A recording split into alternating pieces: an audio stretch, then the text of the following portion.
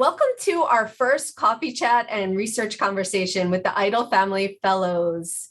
I'm really excited to have everybody join us and get a chance to talk a little bit about our process as a collaborative research group and give some insights and hopefully provide an opportunity for somebody else that may be thinking to do collaborative research for social change and looking to build their own team. So since this is our first chat, I'd love for everybody to introduce themselves, and then I'll talk a little bit to introduce the program as well. So Camille Burge, you are the first person on my screen. Can you tell us who you are and what you're doing here? Absolutely. No, it's the first week of school. My name is Camille Burge. I'm an associate professor in the Department of Political Science at Villanova University. I'm also the assistant director of the Center for Peace and Justice Education. And I'm serving as one of the co-primary investigators for this project related to Black women in politics. Yay, welcome. Thank you. Nadia. And I'm Nadia Brown. Hello, everyone. I am a professor of government and the director of women and gender studies at Georgetown University. Like Camille, I am the co-principal investigator of this project. And yeah, I don't think I have anything else to add. I'm sorry, I don't have the long you'll have a lot to add. Don't worry. Okay. I'm not the assistant director of anything cool. Just the director, it's fine. Hi, my name is Danielle Burns. I am a recent graduate from Villanova's master's program in political science, and I'm currently interning at the United Nations and their UN Women Agency working on resource mobilization, and I'm a current affiliate fellow of our project here. Wonderful. Welcome, Danielle. And you're joining us from the West Coast. So you are winning the earliest coffee chat award today. So Gia. Hi, my name is Gia. I am a recent graduate of Villanova University. I graduated in May with my bachelor's in political science, and currently I am a global regulatory affairs analyst at JP Morgan Chase. Awesome. Welcome, Gia. So it's so good to have all of you here and to have this fantastic team be the first group that we've done this fellowship program with. Just to give everybody a little bit of background. So the Ann Welsh Mcnulty Institute for Women's Leadership is not quite 4 years old. We'll be 4 years old in October of this year. And we were founded with a really broad mission to advance women's leadership and gender equity through community building, advocacy, awareness, and the collaborative creation of new knowledge. And one of those components that we knew we had to work really hard on as a new institute at Villanova University was the scholarship and research aspect. And that was one of the priorities right out of the gate that we knew we wanted to focus on building that community of scholars. So you can imagine we were absolutely thrilled when the Idle Family Fellowship, when the Idle Family Foundation approached us to endow a fellowship opportunity, because we knew that that would allow us to create and build elements around that community, that scholarship and research that we knew we needed to really foster to build the reputation of the Institute. And so here we are with this first group of our team for the Idle Family Fellowship. And I wanted to talk a little bit about what the purpose of this fellowship is, and then maybe hear from each of you about your engagement with it in this first of our coffee chat conversations.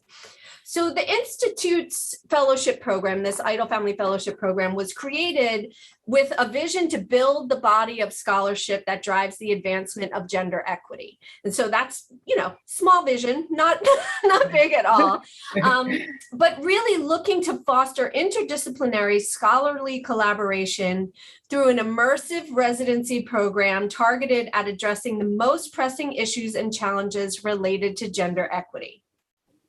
And our thought was that fellows like all of you would engage across disciplines and have a chance to produce collective scholarly work that would explore these different approaches to addressing this issue of social change.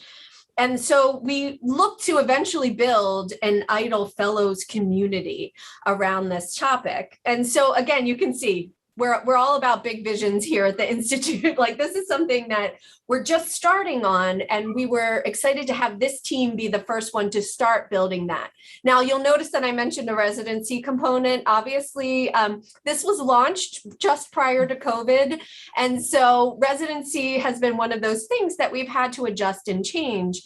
But maybe in our future conversations, we'll hear a little more about how you adjusted to the fact that we couldn't do a bring everybody together at one time in that project. But that would be maybe in one of our next coffee chats. So that said, Camille, I'd love to start with you because you were on the steering committee that actually formed the mission of this Idle Family Fellowship program. And I wanted to find out, like, what were your thoughts about this? What was exciting about you, about the program for you from the steering committee? And then what made you actually want to apply to be the first fellow team member? All right, well, thank you. I think the first thing that was really exciting was just the amount of amazing women on Villanova's campus doing work related to gender equity. And so we were convened for the steering committee. They were faculty from every college that do work directly related to women and equity in whatever capacity. So that was nursing, that was business, I think the law school as well, and engineering. And then myself in arts and sciences. And so to hear about the amazing research that was happening related to gender and equity issues on campus, and then to try and figure out how we could bring all of these varied interests together into an interdisciplinary, collaborative fellowship. And so we spent, I think it was 3 days, three intense days, pulling together different aspects of the program that we thought would be, most interesting. What are we looking for? Really interesting projects that have an interdisciplinary component.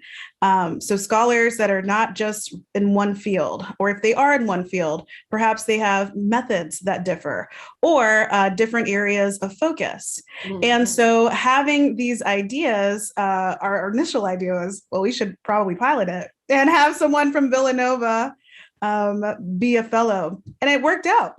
So it worked out that was the case. And so the beginnings of this project were actually not my thought child. They were Gia's thought child. Gia, who was very motivated as a Mcnulty fellow, I think, initially, and also in some of my undergraduate courses related to public opinion, as well as race and politics. And she just had this wonderful idea about doing a research project that involved women of color in Congress. And that's where it started. And then we got to, where we are today. But just the idea that an undergraduate would have a really engaging research idea, to want to go and talk to women of color in Congress and ask them about their experiences, ask them about representation, and then to go to Dr. Boyer and the Mcnulty Institute to say, is there some way that we can get this done? And then the two of them, to come to me to say, well, maybe we can, but if we're going to talk about representation in Congress, I'm not doing it without the premier representation in Congress, especially for women of color scholar, Nadia Brown. So let me contact Nadia and see if she's available. And then now let me think about some of my hardest working students that I've encountered on this campus to bring in on this project that I think would be a wonderful person to add into, and that was Danielle. So, and thinking about everything that she brings, to the team in terms of like graphics and representation, just her brilliance and thoughts. So all of it coming together to produce this one moment, so that we're here now with the project that we have. Great. And so there's a couple things that I hear, Camille, before I pass it to Nadia. One was there were more scholars engaging in gender equity work, even within your own institution, that you were aware of before we came together to talk about this. Mm-hmm. So there's one element of building community, which is just being able to identify other scholars with a similar interest, even if, in academia, we're so, siloed in our disciplines or, as you said, our type of research that we do, mm-hmm. that it's like you need to have these opportunities to kind of understand and see, oh, maybe what you're doing could help inform what I'm doing. So exactly. That's a big piece that I heard from what you're saying. And then two, Gia, being an undergraduate and listening to undergraduates is another piece that really comes out of this, that I don't think many of us doing research and scholarship would be sourcing, or at least consciously sourcing our undergraduates as leaders in this area. So Nadia, I want to jump to you because you weren't on our steering committee, but you've been doing a lot of research around advancing gender equity, hence Camille immediately thinking of you for this team. But how does this differ from maybe some of the other work that you've been doing in that scholarship that Camille could immediately come to mind when she thinks about this topic? And how is this different, and what enticed you about it? Sure. Well, I jumped at the opportunity to work with Camille, and she shared that she had two excellent students who would gain a lot from this project, but that also the project would benefit so much from them. And Camille and I are alumni of the Ralph Bunche Summer Institute program, which is a program that's a minority pipeline for students in PhD programs. We're also graduates from historically Black colleges and universities, which have a similar motto of trying to do as much mentorship to improve the discipline. And so I was immediately enthusiastic about working with Danielle and Gia and coming up with a project to do work with them. As Camille mentioned my expertise, but she failed to mention hers. She is an expert in Black political emotions. And I have had the fortunate opportunity to publish some of Camille and her peers' work in Politics, Groups, and Identities, which is a journal of the Western Political Science Association that I edit. And one of the things that kept coming out or screaming loud and clear from the reviews and even from Camille's introduction essay is that the field knows so little about Black political emotions, but even less are understandings of how Black political emotions matter in different demographic groups and what the outcome is for political behavior and political knowledge. So this was an immediate opportunity for us to collaborate, given my expertise in Black women's politics. I study Black women political elites, particularly elected officials and candidates. But most of what we were trying to figure out is what animates Black women to participate, right? So it's a known fact for decades, Black women out-participate all other demographic groups, given their social location. And political scientists, myself included, are trying to figure out why that is. And talking with Camille, there might be this emotive connection that compels Black women to participate in ways that we as scholars just haven't figured out because we haven't asked these questions by disaggregating by gender. Mm-hmm. So I was really excited to work on this nexus of my work and Camille's work, and then to do so with two outstanding grad student and undergrad student who just made this project so much more fulfilling and rewarding. And I'm hearing again another aspect here of a strength of building a cross-disciplinary team. Even though you're both political science scholars, you approach it from very different aspects. So one is looking at representation, the other is looking at psychology and emotion. And that really... and we're also completely different styles too. So I am an interpretivist. I use qualitative methods based in a Black feminist ethos to really make sense of what Black women are telling us. Camille does all the numbers, right? So Camille is a quantitative scholar who cares deeply about public opinion and polling data and experiments. So, talking about our project sometimes leads us to I don't know, this is not what I do. And what's fascinating about that is that people would hear representation and think numbers for you, Nadia, and would hear emotive and think qualitative research for Camille, and yet you're both breaking barriers in looking at that and breaking stereotypes, I should say, and also that aspect of doing research on Black women and knowing that the intersectional aspects of those identities is absolutely critical to the project you just described, right? That it is about gender, but it's also about their identity, as Black women, not just gender equity issues. So that said, are there other opportunities that are out there that you think, could advance the same scholarship in this manner? Like, is this different than the other things that you may have done in the past? And I'm also going to ask Danielle and Gia to jump in too, in how different maybe their experiences were. But let's start with Camille and or Nadia on that one. Yeah, so I'll start by, summarizing the project and then explain what I think is different and what's the new thing that we're doing. And Nadia, you can jump in on that part as well. So when Gia brought the project to me and you, Terry, at first, it was about talking to women of color in Congress, right? And about their experiences and about their representation. And I was like, well, that's interesting because I'd like to know how women of color in Congress feel. Right? As someone who does political psychology and race and ethnic politics, I wanted to know about the role of emotions in these processes, but not just for women of color in Congress, also for Black women who participate, like Nadia mentioned, outperform in terms of all the racial gender groups. We're talking about turnout.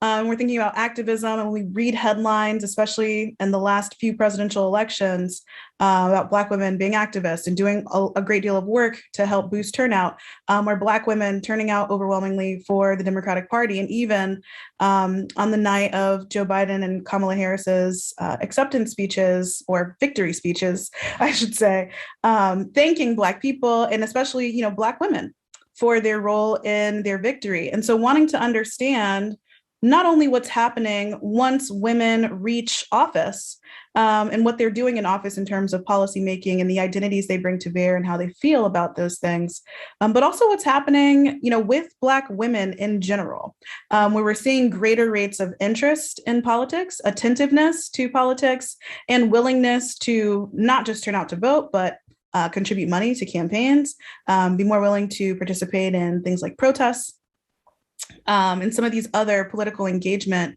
metrics that we use. So really blending together two really rich research traditions, one involving race and politics that focuses on public opinion and political behavior and thinking about how Black women make decisions in politics. So how do they feel about policies? How do they decide who they vote for?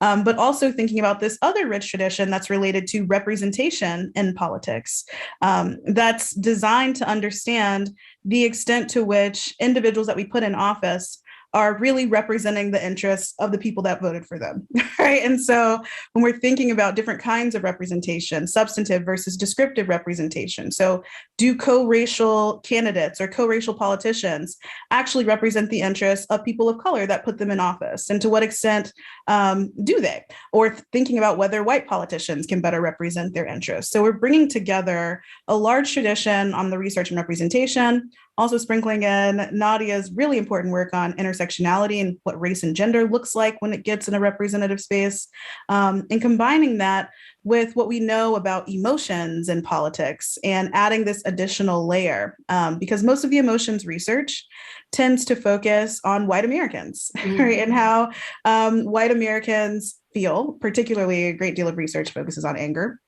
And how white Americans feel and what this means for their policy opinions and their political behavior. We don't really talk about minorities and their emotions and their implications for politics. We're starting to do that work, some of which was started post Hurricane Katrina, and thinking about emotions and trust and efficacy in government for people of color, but really starting to pick up now when we think about the emotions of marginalized communities and what this means for their public opinion and political decision making. And then also the representation literature that also overwhelmingly focuses on white candidates and white politicians. And so putting that focus specifically on Black women as well, because if we're not focused on white male candidates or white female candidates, we tend to focus on Black male politicians, right?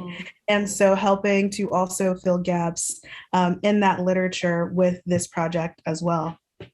So it's fair to say that this is relatively cutting edge, right? If I do say so myself, yeah. Wonderful. Nadia, I'm sorry I spoke over. No, I was just going to quickly add a 2-sentence modifier to what Camille said. Yeah, so it's not only we're studying Black women who we know that there's been a dearth of scholarly attention to and theorizing on, but we are not thinking about Black women as a monolithic group. Instead, we are really interested in doing this deep dive of the similarities and differences based on geographic location, partisanship, motherhood status, sexual orientation, right? There are generational status. There are a whole host of ways that Black women get lumped in the same group because we vote and behave as a politically cohesive group the vast majority of the time, right? Like 98% of Black women voted for Barack Obama in 2012, right? And the numbers just keep going up for different kind of races. And the numbers look like Black women all get together the night before an election and decide who they're going to vote for and how they're going to turn out. And we're saying, yeah, right, maybe there are these smaller conversations that are happening, but why, right? Like what's driving Black women to vote with this level of group cohesion or to behave once elected with a level of group cohesion? And so we want to figure out what this is because we know that there's so many dissimilarities between them, right? But there's still this group cohesion. So that's also part of the puzzle. Great. So Gia, actually, Gia was one of the original idea generators for this project, but Danielle, you were a part of the group early on as well. Tell me a little bit about how you decided to jump in on something like this and how it's informed your development, both as a master's student and now that you've got, doing that really important work that you're doing with UN Women. Right. So I think that my introduction into the project was while I was still an undergraduate, but at that point we were kind of just looking at it as a research study project. But I think very similar to what Nadia just said, understanding that Black women are not a monolith. When we were in the early stages of this project, we weren't really agreeing on a lot of things either. It was like we were a microcosm for the research that we were doing ourselves. And I think for me, going to a PWI and being someone that has done multiple research projects in different disciplines, not a lot of the research I saw myself reflected in.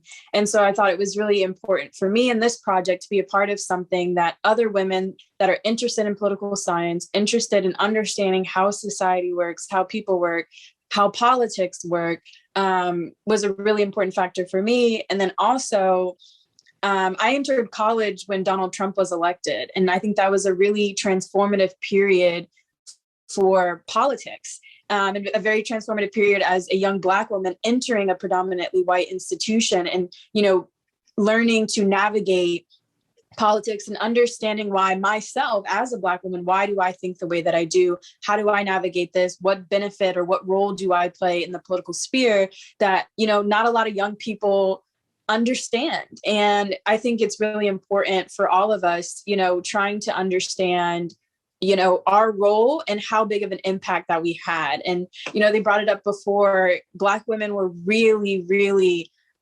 important in these past elections. And I think that, it's about time that we pay attention to that. They've shown us time and time again, election after election, how much power and agency Black women hold. So I think it's really important that we, take a step back and analyze, how did we get there and where did this power come from? Where does our power come from?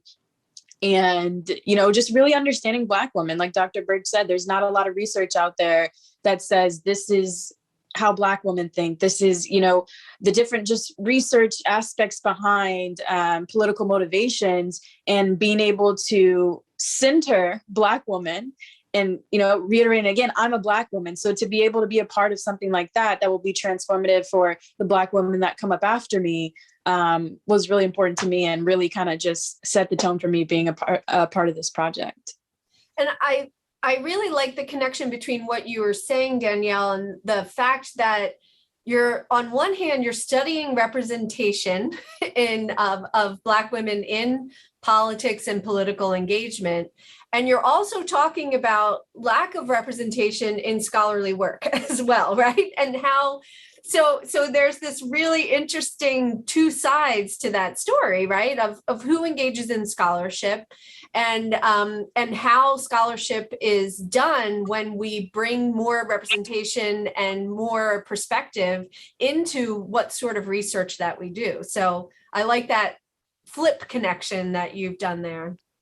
Now, Gia, as the architect here, how about you? I mean, not a lot of undergrads are doing this kind of research when you got started. And obviously now you're in a professional role, but you're very recently so. How, you know, as an undergrad, how did you feel like it was okay to go up to a professor and be like, hey, I want to do this research project and then start and, you know, become a part of a fellowship team? Sure. So I kind of feel like the stars all aligned with this project. And so my freshman year, I participated in the freshman match research program. So I conducted research with Dr. Jean Lutz in the English department on Alice Dunbar Nelson, a Black woman author. And so I kind of wanted to, I had a great interest in research. And so this project was the next building block in my interest. And so I took a class with Dr. Burge my sophomore year. And so she's just everything that I aspire to be, both as a professional and as a woman. And so I was nervous to ask Dr. Burge because I know she's very busy and everyone wants to do research with her. So I kind of just, went out on a leap of faith and asked her. And she was very excited about the project. And I say the stars aligned because then she contacted Dr. Brown. And then obviously I had taken a class with Danielle, but Dr. Burge was the force that brought everyone together. And so I think that it also was really beneficial to me because as Dr. Burge and Dr. Brown and Danielle know, I am not the numbers person or the statistical person. So this research has challenged me in that Dr. Burge and Danielle are very strong in those aspects. And I like the qualitative side along with Dr. Brown. So the project has challenged me both personally and professionally in those ways and has allowed me to kind of develop a research project. When I was a freshman, I was kind of chosen for a project, but this time I was able to build and create my own. And so it was just it's been a really fulfilling experience. That's great. And so talking about building and creating your own, we're running up on the end of our coffee chat here. And, as I said at the very beginning, one of the goals of this fellowship program is to build a community of scholars. And I'm loving what I'm hearing about that aspect of mentorship. And Nadia, you talked about the tradition in HBCUs of building across student and professor status and that kind of cultivating of different perspectives that are in there and moving it forward and even letting a project be guided by undergraduates and graduate students in addition and informed by the level of scholarship that Nadia and Camille you bring to this.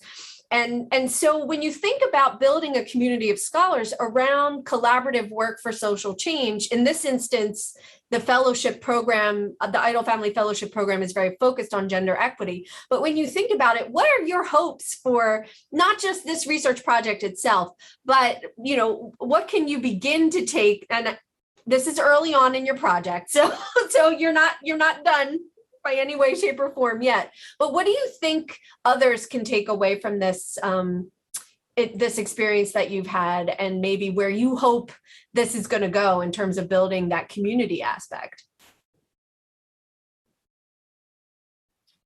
Well, I think that the project that we have is unique in some ways because Camille had relationships with Gia and Danielle prior to me coming into the project. And so I think the organicness of their relationship is, something that can't be bottled. So I'm not sure how to speak to that. But as an outsider coming in, I didn't feel awkward or put off at all. And indeed, I felt immediately at home that both Danielle and Gia were interested in learning from my perspective and what I could add to the team that they've already built. And so I think there was this groundwork laid of mutual respect and appreciation for the different skill set that people bring with them. And in my experience, that is key. You have to have that bare basic foundation of just, we are different, we are unique, we come together with skill sets that are really good for collaboration, but it's only because we respect and value what other people have to bring. And that, and I say that much, it might sound elementary, but I've been in other collaborative research projects where that hasn't been the case. And particularly not the case when you're working with undergraduates and, grad students, where there seems to be very present pecking order, right? That there's this hierarchy and it's not a collaboration in the truest sense. It's much more of a PI tells the underlings what to do. The underlings go and do it and don't offer any of their thoughts or suggestions. And as Danielle mentioned on the onset, right, like we didn't even agree on the beginning. But I think, what was so beautiful was the relationship that Camille and Danielle and Gia had in the beginning that allowed Danielle and Gia to mention these things, right? They weren't afraid of Camille. They weren't afraid to lift their voice and to say, I think we could be doing this, or I have a question about this, right? Like I'm just not going to, let y'all dictate, right, the working of this relationship. But in the same time, right, both Gia and Danielle recognize that Camille and I have expertise on something that they don't have. And so they ask genuine questions out of interest and are willing to take direction, right? And so that's made this a really easy working relationship with them. And I'll also share for Camille, right, so we're in two different positions in our lives, right? I have 3 very young kids and, one time Camille called me and we were working on an op-ed and she said that I sounded like I had an issue with her. And I'm glad that she brought that up, right? Because I didn't. It was just during nap time. And that's when I write. I try to like bang out all of the work during the day when the kids are asleep. And it's like, I'm happy to talk to you, right, about finishing this op-ed, but like say what you got to say and keep it going. I want to hang up the phone and type because once the 2-year-old, or at the time she was 1, gets up, mama's not writing for the rest of the day, right? And so the fact that she was just able to be honest with me and just to say like, yo, you got static. And I was like, I'm glad you brought that up. I don't. I'm just, right, like you called during prime time, like when the magic happens. It's a sweet spot when the kids go to sleep all at the same time. But, right, so I say all of this to say, like, you don't have to be friends in order to enter into a working relationship, but you do have to be respectful, right? And be able to understand and just air stuff out when it needs to be aired out, and then to be receptive of the response that you get. And that's what makes our working relationship something that I think we will carry on even when this fellowship ends, right? Because it's just a really, really great dynamic. And that's something that, I wasn't taught. It's something that not taught in most graduate schools. It's like, oh, get with someone with an interesting project that you can collaborate on and boom. But the interpersonal dynamics are just as important, right? And I really want to underscore that. So it's important for the co-PIs as well as working with research assistants and undergraduate and graduate students. So that authentic communication that it sounds like you all are able to experience with each other is critical to the success there and to the positive aspects of this experience, because, we all know you can get a paper out, but you hate it and you never want to see it again.